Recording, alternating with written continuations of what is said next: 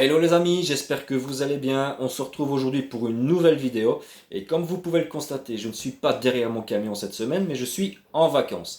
Et les amis, vous avez été très nombreux ces derniers temps à me faire des messages. Fabrice, tu pourrais nous faire une vidéo sur comment devenir transporteur. Eh bien les amis, je vous remercie pour votre patience parce qu'enfin j'ai la possibilité de vous faire cette vidéo. D'accord? Eh bien c'est parti, je vous explique comment devenir transporteur. Alors, première chose. Je précise, comme vous le savez certainement, je suis belge et mon activité est basée en Belgique. D'accord? Alors toutes les démarches que je vais vous expliquer, c'est les démarches que nous, en Belgique, on doit suivre. Alors je fais appel à vous, mes amis qui seraient comme moi indépendants dans le transport de voitures en France.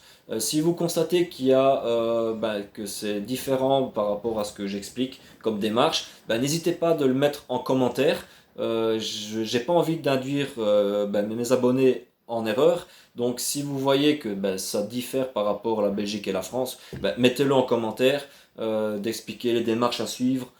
Ça pourrait aider nos amis français. Et pourquoi pas, plus tard, nous constituer tous ensemble d'un beau petit réseau de transport de voitures.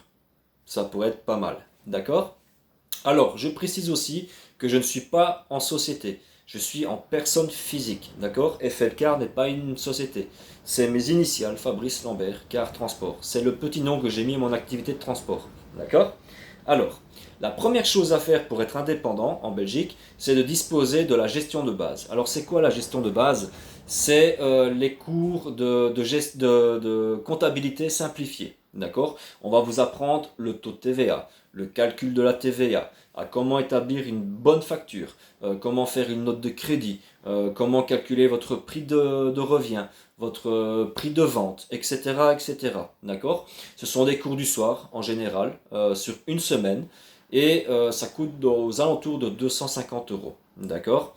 Et après avoir suivi les cours, vous passez votre examen. C'est un petit peu comme le permis de conduire au fait. Vous êtes derrière un ordinateur et puis il y a une question et vous avez plusieurs réponses possibles et vous devez cocher selon vous la bonne réponse. Voilà, et vous devez avoir plus de la moitié en pourcentage pour réussir. D'accord? Ça, on va dire que c'est le côté le plus facile. La deuxième chose pour se lancer dans le monde du transport, c'est la capacité de transport. Alors, la capacité de transport, c'est on vous autorise à entrer dans le monde du transport, d'accord? Et la capacité de transport, on vous explique la globalité de la législation du monde du transport. C'est tout ce qui est les lois, tout ce qu'il y a à savoir sur l'arrimage, sur la masse maximum autorisée, sur le temps de conduite et de repos, enfin tout ce qui est aspect juridique. Mais je ne vais pas rentrer dans les détails parce que les documents, enfin les bouquins, ils sont comme ça. D'accord? Et ça coûte entre 8 900, pas loin de 1000 euros les cours. Voilà. Et une fois que vous avez suivi les cours, vous passez devant un jury. Et puis, voilà. Alors, il faut savoir aussi qu'il y a une alternative à ça. Vous n'êtes pas forcément obligé de suivre les cours, mais il y a des transporteurs qui sont disposés à louer leur capacité de transport. Il faut savoir qu'un transporteur peut louer jusqu'à 5 fois sa capacité de transport. D'accord? Tous ne le font pas. Moi-même, je ne loue pas ma capacité de transport pour la simple et bonne raison que une fois que vous faites un contrat de location de capacité de transport envers un transporteur. Ça veut dire qu'il est responsable de tout. Et vous devez rendre des comptes à ce transporteur. D'accord? Il peut avoir une vue sur tout, sur vos comptes en banque, tout. Vous devez être totalement transparent avec lui. Ce qui est normal parce que, comme c'est lui qui vous loue la capacité de transport, il est responsable de ce que vous faites. Si vous faites une connerie, c'est sur lui que ça va retomber. D'accord? Mais il faut savoir que ça existe et que c'est légal. D'accord? Donc soit vous suivez les cours, ou soit vous louez la capacité de transport à un transporteur. Voilà. Et la troisième chose à savoir et à disposer pour devenir transporteur, et c'est obligatoire, c'est la licence de transport. D'accord? Alors, pour tout transport de marchandises, tout transport de marchandises de plus de 500 kg par voie terrestre pour le compte d'un tiers, il vous faut la licence de transport. Alors vous allez me demander comment est-ce qu'on fait pour l'obtenir, la licence de transport? Eh bien les amis, c'est simple. Premièrement, quand vous allez introduire votre demande, ils vont regarder votre honorabilité. C'est-à-dire, ils vont regarder si antérieurement, vous n'avez pas été condamné pour de la fraude fiscale ou pour toute autre magouille, et voir ben, que vous n'avez pas été interdit d'accès à la profession du transport. D'accord? Mais bon, en gros, si vous vous lancez comme jeune indépendant et que vous n'avez jamais été dans le monde du transport, il n'y a pas de problème. D'accord? Et aussi, ben, il va y avoir le côté financier. D'accord? Ça veut dire que pour disposer de la licence de transport, il va falloir mettre la main au portefeuille. Et oui, c'est comme ça.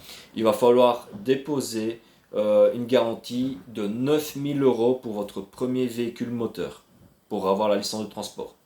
En gros, vous voulez acheter un petit camion ou un petit pick-up avec un plateau derrière pour mettre une voiture dessus, il vous faudra débourser 9000 euros pour avoir la licence de transport. Alors vous allez me dire, ouais mais 9000 euros quand on vient de commencer, je peux vous comprendre, mais il faut savoir qu'il y a des organismes, des assurances, des banques qui peuvent vous aider et qui se portent garant pour vous à déposer les 9000 euros. Tout simplement, il faut juste se renseigner. Euh, voilà. Donc il y a des organismes qui sont là pour vous aider. Ou alors vous pouvez très bien aller à votre banque et faire un prêt de 9000 euros à mettre sur le compte du ministère. Et il faut savoir aussi que si maintenant un jour vous voulez arrêter votre activité de transport et que vous n'avez aucune dette envers l'État, ben, vous rentrez votre licence de transport et ils vous ramènent, enfin ils vous rendent les 9000 euros. D'accord les amis? Je pense que j'ai fait le tour. C'est la globalité, c'est les démarches à suivre pour devenir transporteur. Je pense faire plusieurs vidéos par la suite en vous donnant quelques petits conseils, c'est-à-dire bah, comment faire sa publicité, enfin voilà, toutes des astuces pour être un bon transporteur dans le domaine du transport de voitures. Ça pourrait être intéressant. Bah, d'ailleurs, n'hésitez pas à mettre en commentaire si bah, quels conseils vous aimeriez que je puisse vous expliquer en vidéo, par exemple. D'accord? Voilà les amis, je pense que c'est tout. Donc je vous souhaite à tous une bonne journée, bon visionnage. Et puis bon ben comme je l'ai expliqué, ben voilà les amis français, si vous constatez que c'est pas la même chose en Belgique et en France, ben, de le mettre en commentaire et ça peut aider ben, nos futurs transporteurs. Ciao ciao!